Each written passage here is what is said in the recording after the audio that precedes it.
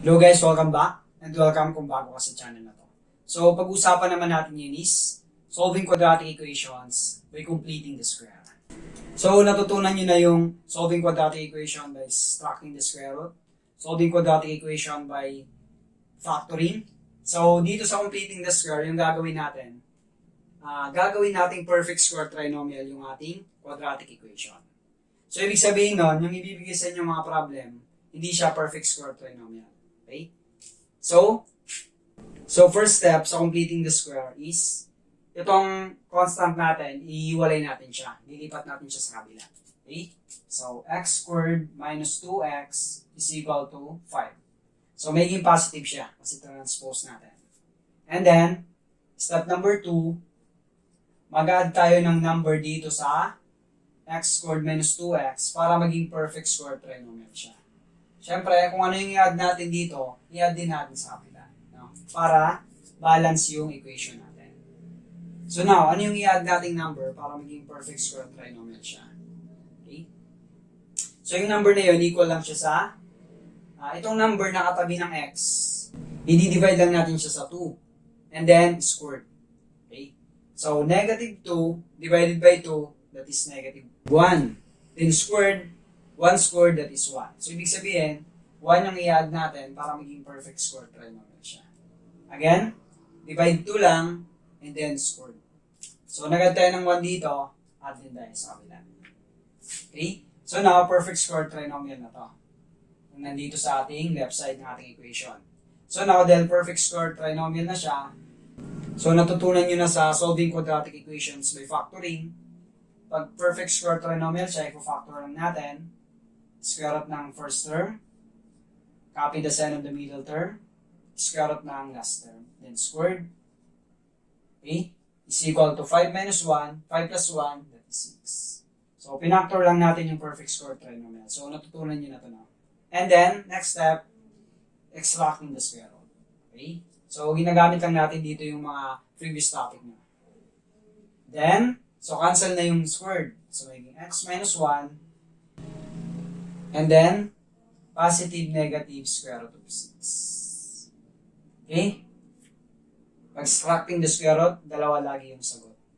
And then, para masolve natin si x, lipat lang natin sa kabila yung negative 1. So, magiging positive 1 siya. Okay? So, ito na ngayon yung final answer natin. Ito na yung solution ng ating quadratic equation. Okay? So, another example tayo para mas maintindihan nyo pa. Solve the quadratic equation by completing the square. X squared plus 4x minus 21 is equal to 0. Okay. Again, first step natin, ihiwalay natin itong constant. So, ililipat natin sa kabila yung negative 21, magiging positive 21 siya. And then, mag-add tayo ng number sa x squared plus 4x para maging perfect square trinomial siya. Siyempre, i-add din natin yung number na yun dito sa kabila. Okay? So, yung number na yun, divide 2 lang natin yung number na katabi ng x. 4 divided by 2, that is 2, and then squared. So, 2 squared, that is 4. So, 4 yung i-add natin para maging perfect square trinomial siya. Again, divide 2 lang, then squared. Okay? So, perfect square trinomial na to. Then, factor lang natin. Dahil perfect square trinomial na siya, square root ng first term, copy the sign of the middle term, square root ng last term. Square root of 4, that is 2. Then, 21 plus 4, that is 25. Squared pala ito na, nalimutan ko. Squared. Then, extracting the square roots na. Okay? So, magiging x plus 2 na lang to. Square root ng 25. So, square root ng 25, that is positive, negative, 5. Okay? So, x is equal to, transpose lang natin yung positive 2, magiging negative 2 siya. So, therefore, x is equal to positive 5 minus 2, and x is equal to negative 5 minus 2. Okay? So, iniwalay lang natin yung positive, negative 5, no? positive negative 5. So 5 minus 2, that is 3. Negative 5 minus 2, negative 7. So ito na yung sagot natin. X is equal to 3 and x is equal to negative 7.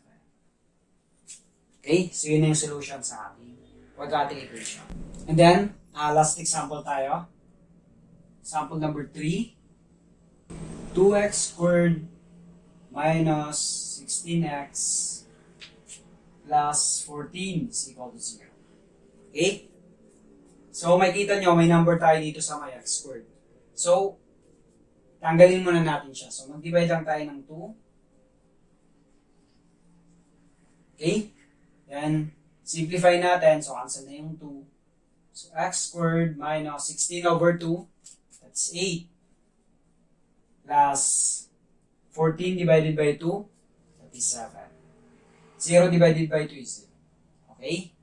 So, wala nang number dito. Then, proceed na tayo. So, transpose lang natin yung constant natin sa kabila. So, magiging negative siya. Okay? And then, mag-add tayo ng number para maging perfect square trinomial to. So, yung number na yon, divide ko lang natin to. Negative 8 divided by 2, that is negative 4. Then squared, that is positive 16. Okay? Okay, so perfect square trinomial na siya. Then, factor lang natin. So, square root ng first term, copy the sign of the middle term, then square root of the last term. So, square root of 16, that is 4. And squared is equal to negative 7 plus 16, that is positive 9. Okay? Then, extracting the square roots lang. Okay? So, cancel na yung squared, making x minus 4 is equal to square root of 9, that is positive negative 3. Okay? And then, transpose lang natin si negative 4, magiging positive siya.